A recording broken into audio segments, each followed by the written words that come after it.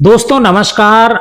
असबाक जो international biker था उसके मौत की कहानी हम आपको सुना रहे हैं।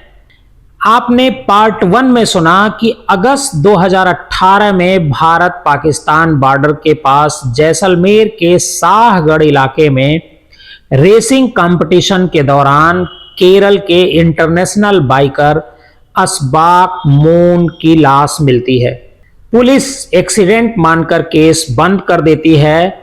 हालांकि असबाक की मां और उसके भाई को यकीन नहीं था कि ये हादसा है। वह इसे मान करके चल रहे थे कि ये हादसा नहीं बल्कि हत्या है। आज की कहानी में हम आपको बताएंगे कि आखिर असबाक की मौत क्या हादसा थी या फिर हत्या, और अगर हत्या थी तो उसकी हत्या किसने की और कैसे की गई। दरअसल पुलिस तो इस मामले में फाइनल रिपोर्ट लगा चुकी थी। करीब 2 साल की मशक्कत के बाद असबाक के भाई अरशद और मां ने हत्या की आशंका को जताते हुए केस को रीओपन करने की मांग की। इसके बाद पुलिस ने इसमें कोई दिलचस्पी नहीं दिखाई। असबाक की मां और भाई कांग्रेस नेता वेणुगोपाल से मिलते हैं और इस केस के बारे में बताते हैं। इसके बाद केस रीओपन की डिमांड जो तत्कालीन डीजीपी होते हैं उन तक पहुंचती है, लेकिन इसके बाद भी काफी वक्त तक फाइल पुलिस महकमे में घूमती रही। जुलाई 2020 में केस की फाइल तत्कालीन एसपी अजय सिंह को भेजी गई थी। उन्होंने पोस्टमार्टम रिपोर्ट देखी तो उनके मन में भी कई सवाल खड़े हो गए। आशंका जताई जा रही थी कि शायद 2 दिन तक भूखा प्यासा रहने के कारण असबाक की मौत हो गई होगी। पोस्टमार्टम की रिपोर्ट के अनुसार मृतक के पेट में आधा पचा हुआ खाना मिला था, यानी मौत की वजह भूख और प्यास नहीं हो सकती। वहीं पोस्टमार्टम रिपोर्ट में गर्दन और रीढ़ की हड्डी टूटने की बात पढ़कर भी तत्कालीन एसएसपी अजय सिंह का माथा ठनका था, जिसे लेकर असबाक की भाई और मां दोनों सवाल उठा रहे थे। अजय सिंह को लगा कि किसी की गर्दन की हड्डी टूटी हुई हो तो वह बाइक को स्टैंड पर कैसे लगा सकता था, और न ही अपना हेलमेट बाइक पर लगा सकता था। और इसी के बाद इस मामले की दोबारा इन्वेस्टिगेशन शुरू हुई। अरशद ने पुलिस पूछताछ में अपने भाई की पत्नी सुमेरा पर भी संदेह जताया। उसने बताया कि भाई की मौत के बाद सुमेरा ने उसका फोन उठाना बंद कर दिया। सुमेरा बेंगलुरु आकर असबाक के परिजनों से मिलने भी नहीं गई। अरशद ने यह भी बताया कि असबाक बेंगलुरु की एक आईटी कंपनी में जॉब के दौरान सुमेरा से मिला था। दोनों में प्यार हुआ और जुलाई 2012 में निकाह किया। निकाह के बाद पता चला कि सुमेरा तलाकशुदा थी और उम्र में असबाक से बड़ी भी थी। अरशद ने यह भी बताया कि शादी के बाद असबाक की सऊदी अरब के नूर बैंक में जॉब लग गई। 70 लाख रुपए सैलरी थी। ऐसे में असबाक और सुमेरा सऊदी अरब चले गए। अरशद ने यह भी बताया कि वहां जाने के बाद एक दिन अचानक असबाक का फोन आया कि वो काफी परेशान है। उसने अरशद से कहा कि इस लड़की से शादी करके हमने बड़ी गलती कर दी। हर टाइम फोन पर लगी रहती है, ना जाने कितने लोगों से बात और चैट करती है। अरशद ने यह भी पुलिस को बताया कि सुमेरा ने अपनी बेटी को भी कोख में मारने की कोशिश की। जब उसे पता चला कि वो प्रेग्नेंट है तो अबॉर्शन करवाने की जिद पर अड़ गई। सुमेरा ने बताया कि बच्चा पैदा करने से मेरा फिगर खराब हो जाएगा। अपने बच्चे की खातिर असबाक ने जैसे तैसे उसे रोका। 2013 में बेटी के जन्म के बाद भी वह नहीं बदली। नन्ही सी बच्ची को दूध पिलाने से मना करती रही। अरशद ने पुलिस को बताया कि उसके भाई असबाक को अपनी पत्नी सुमेरा पर शक था। वो सिर्फ अपनी बेटी के कारण चुप था। बेटी के बेहतर फ्यूचर के लिए ही वह अपने रिश्ते को संभालने के लिए पत्नी और बेटी के साथ वापस भारत आ गया। यहां आकर उसने बुलेट बाइक पर इंडिया टूर का प्लान बनाया। सुमेरा को लेकर बेंगलुरु से लेह लद्दाख तक लंबी यात्रा की, मगर लाख कोशिशों के बाद भी सुमेरा के व्यवहार में परिवर्तन नहीं आया। अरशद ने पुलिस को यह भी बताया कि कई बार सुमेरा को चोरी छुपे फोन पर किसी शख्स से बात करते हुए पकड़ा। असबाक को पता चला कि सुमेरा नीरज नाम के किसी लड़के से बात करती है। हालांकि नीरज कौन था, कहाँ रहता था और क्या करता था, इसकी कोई जानकारी नहीं मिल पाई।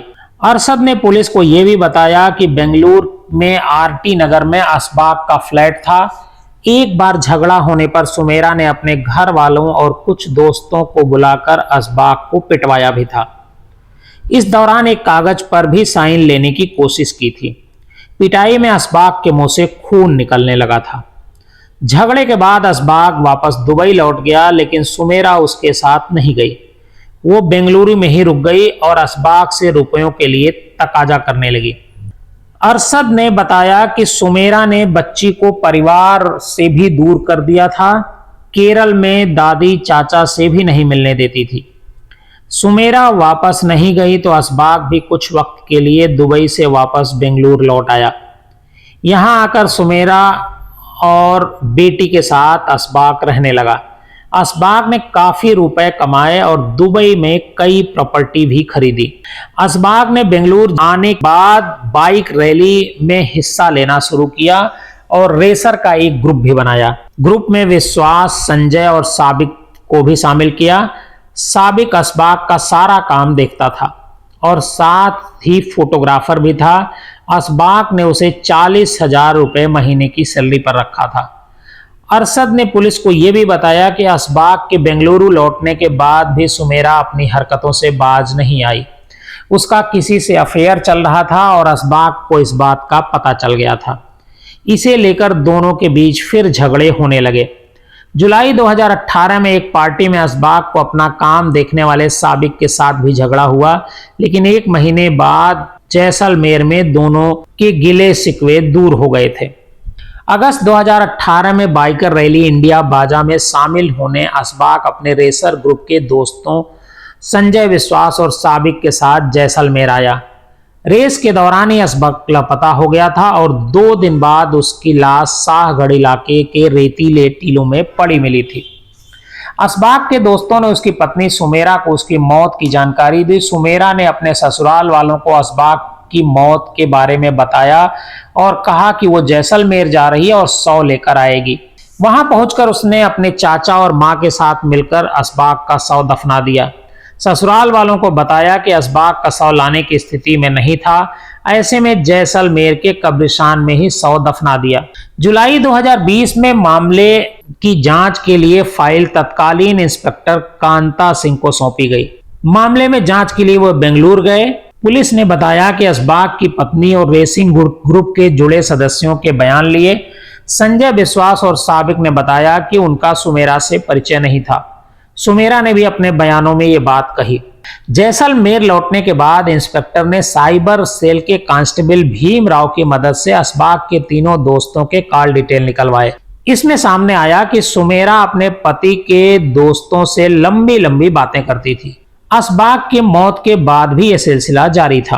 पुलिस ने असबाक की पत्नी सुमेरा और तीनों दोस्तों संजय, विश्वास और साबिक को नोटिस भेजकर जैसलमेर बुलाया, लेकिन चारों में से कोई भी नहीं आया। इस पर पुलिस ने हत्या का मामला दर्ज किया और चारों को आरोपी बनाया।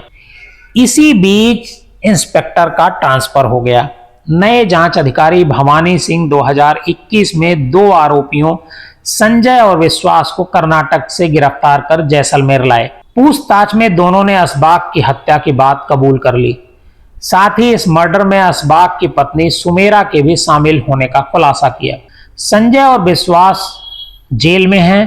कुछ ही समय बाद पुलिस इंस्पेक्टर का ट्रांसफर हो गया। पुलिस असबाक के हत्या के आरोप में उसकी पत्नी सुमेरा को गिरफ्तार करती। इसी बीच जो एसपी हैं अजय सिंह, उनका ट्रांसफर हो गया। नए एसपी भंवर सिंह नाथावत ने अप्रैल 2022 को जांच को आगे बढ़ाते हुए 7 लोगों की टीम बनाई। सुमेरा परवेज के खिलाफ लुकआउट नोटिस जारी किया गया ताकि वह विदेश न भाग सके।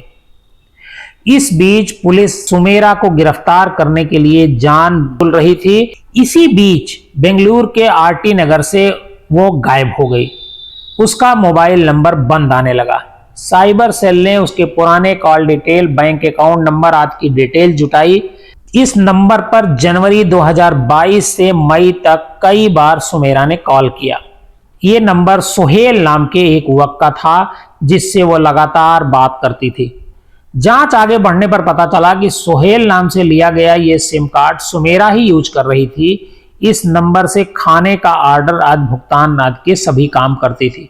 सुमेरा ने पुलिस से बचने के लिए 20 से ज्यादा सिम बदले, लेकिन वो बच नहीं पाई। टीम के साथ साइबर सेल एक्सपर्ट भीमराव भी 9 मई को बेंगलुरु रवाना हुए। 2 दिन तक टीम ने सोहेल के नंबरों को ट्रेस किया। आखिरकार 13 मई 2022 की शाम 5 बजे संजय नगर थाने से 1 किलोमीटर दूर फोन की लोकेशन मिली। लोकेशन ट्रेस करने के बाद बेंगलुरु के संजय नगर थाने के एसआई और राजस्थान टीम के पुलिस ने एक बिल्डिंग को घेरा। दोनों ने तीसरी मंजिल के एक फ्लैट का दरवाजा खटखटाया। गेट सोहेल ने खोला। सोहेल के नंबर ट्रेस करने पर उसका फोटो भीमराव पहले ही देख चुके थे। सोहेल को बताया कि वो राजस्थान पुलिस से हैं और सुमेरा की खोज में आए हैं। कमरों की तलाशी लेने पर एक कमरे में सुमेरा कपड़ों पर प्रेस करती हुई मिली। उसका सामान तैयार था। दोनों मंगलुरु घूमने जाने वाले थे।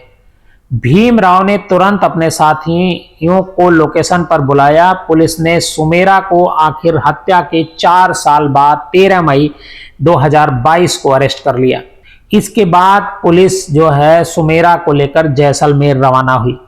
जांच में सामने आया कि सुमेरा परवेज के कहने पर ही विश्वास संजय ने उनका खून किया। उन्होंने सुनसान इलाके में ले जाकर पहले उसकी गर्दन पर वार किया, जिससे उसकी गर्दन की हड्डी टूट गई। संजय और विश्वास ने पुलिस को बताया कि असबाक की हत्या की सुपारी उसकी पत्नी सुमेरा ने ही दी थी। पुलिस ने बताया कि सुमेरा का शादी के बाद भी नीरज से अफेयर था। पुलिस की जांच में यह भी सामने आया कि सुमेरा ने असबाक के खाते से 1 करोड़ का ट्रांजैक्शन किया था। पुलिस पूछताछ में यह भी खुलासा हुआ कि संजय और विश्वास ने यह तो बताया कि सुमेरा ने उन्हें असबाक के मर्डर की सुपारी दी थी, लेकिन कितने रुपए में डील हुई इसका खुलासा नहीं हुआ। पड़ताल में पता चला कि प्रेमी प्रेमिका मिलकर मतलब सुहेल और सुमेरा मिलकर असबाक मोन की प्रॉपर्टी को हड़पना चाहते थे। हत्या के प्रयास और हत्या के मामले में सुमेरा और उसके साथी फिलहाल जेल में हैं और उनका मामला कोर्ट में चल रहा है। आपको हमारी ये पार्ट 2 कहानी कैसी लगी जो असबाक के मर्डर का खुलासा करती है? हमें कमेंट बॉक्स में जरूर बताइएगा।